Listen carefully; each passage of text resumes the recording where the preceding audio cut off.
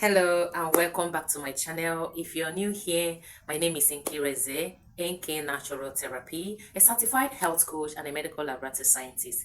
Today we will be looking at a very important topic that is very close to a lot of people's hearts: how to increase your chances of getting pregnant.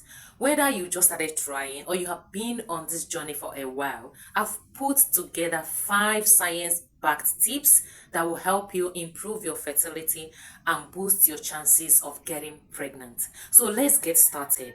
Don't think that this video is going to start right away with knowing your ovulation, knowing your cycle, because people always have that mindset that is all about your ovulation, forgetting that before ovulation can happen, all these other things must be in place, because your body is a holistic entity, not a single piece. You don't just single out your ovulation without knowing that all things are going to work good together for that ovulation to happen. On that note, we're going to be looking at the first science-backed tips we're going to be looking at is have a healthy weight. Whether you're underweight, you're overweight, is simply telling you a lot about your hormones and your fertility hormones in particular. That is, have a healthy egg.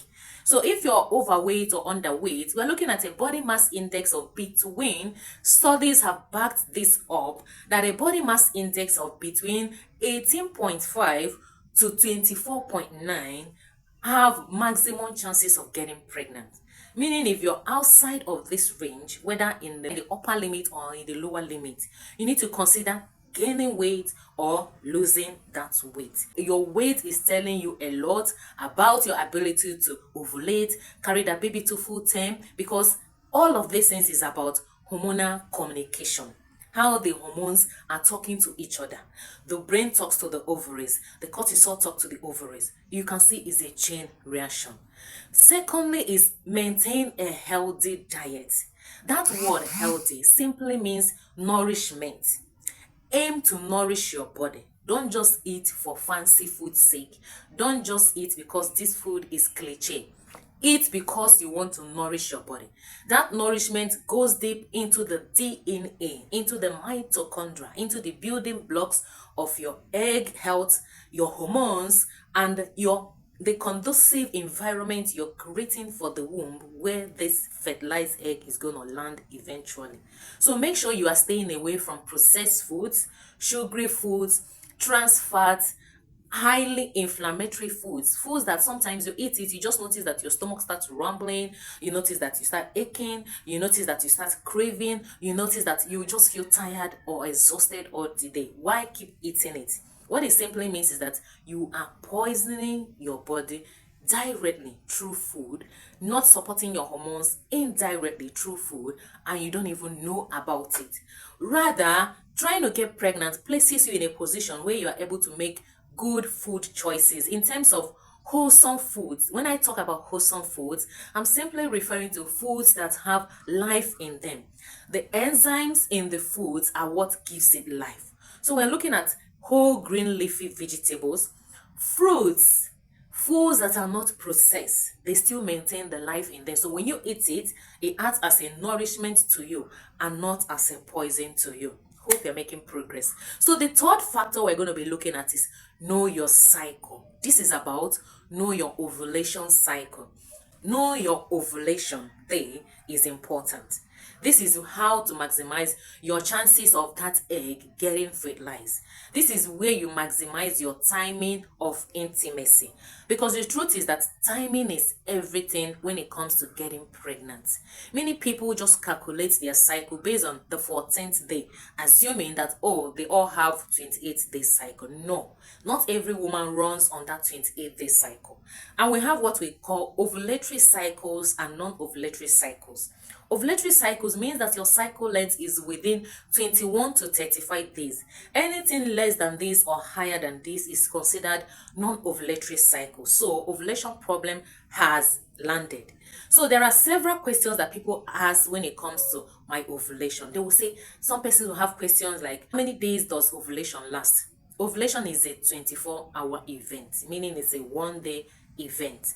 But the problem is that you and I cannot pinpoint when that egg will be released, because ovulation simply means release of a matured egg note that word mature. That egg must be mature. Immature egg cannot be released. That is why some women will say, my doctor said I have immature egg, well, and I'm not ovulating. You are not ovulating because the eggs are not matured. So because ovulation is a one-day event, it's important you note your cycle length. In fact, it's even advisable to start tracking your cycle length even before you get married. Like as a single person, it's important to start tracking your cycle. You can track and know when you can ovulate with ovulation prediction kit, or you can look at your physical signs you're looking at, or you can even do transvaginal ultrasound to see if the follicles are getting dominant and if you eventually release the egg. So tracking your ovulation with your physical signs simply means that you're going to be looking out for signs like increased basal body temperature, which happens after ovulation because of the progesterone spike.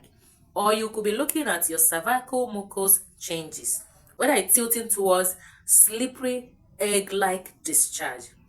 Then you can look at your libido surge, that is your sex drive. It's important you equally consider that.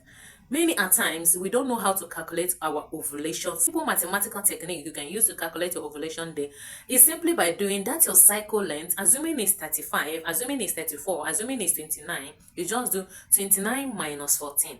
That gives you an idea of when that egg is expected to be released. That is your ovulation day.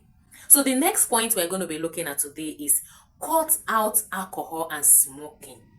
Even if you think it's helping you feel good, it's helping you get out of depression and anxiety, it's doing you lots of harm on your egg health and on your sperm health and on the kind of environment it's creating internally for this fertilization to happen. Alcohol interferes with your hormones too, and smoking equally interferes with your hormones by equally impacting the DNA. Sometimes you are smoking, you don't know that it's affecting your DNA and increases your chances of actually giving birth to a baby with a birth defect. So you want to make sure you're creating a conducive environment internally by cutting out smoking and drinking alcohol. So the last tip we're going to be looking at today is consider taking prenatal vitamins. Lots of times you are trying to get pregnant, but your body is lacking on trace elements, vitamins that the hormones need to work with. These are the micronutrients. They are needed in small amounts, but their absence means a whole lot for your hormones and your fertility. So you want to make sure you're not just focusing on the carbohydrates, that is the macronutrients, and the proteins and the fats and oil. Consider taking your prenatal vitamins as at when due and when recommended. Amazing thing with taking prenatal vitamins is that it goes ahead to step up your vitamins and the trace elements that these hormones need to work with. We're looking at your zinc level, your selenium level, the manganese level. Sometimes some persons are even anemic and they're trying to get pregnant. You need to do what? Work on building the blood first, the blood percentage first, before considering all of these things. Because once your body senses that there is a danger, there is a gap in between, it's going to be on an alert to protect you. And the last thing on that body's mind will be to conceive. So you want to safety first for our body. That is how we are wired. So you want to make sure you are not lacking in the prenatal vitamins aspect. And sometimes you are nourishing your body, but you are not getting the desired effect. It could be that there is a problem with absorption, assimilation. That is how the intestines are taking up that nutrient. This is where if you have anything like stomach ulcer, gastritis, irritable bowel syndrome, you need to do what? Heal first. Your healing starts from your gut. Settle that issue first before you now talk about, okay, I want to start incorporating all of these prenatal vitamins so that once your body have access to it, it assimilates it in full and pass it on to the vital cells and tissues and organs so that they can run with it and give you the desired results. He wish above all things that you and I prosper and be in good health, even as our soul prospereth.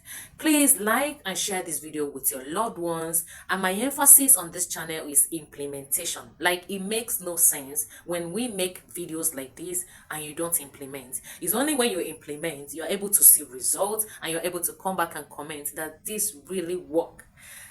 Thank you for tuning in today. Bye bye.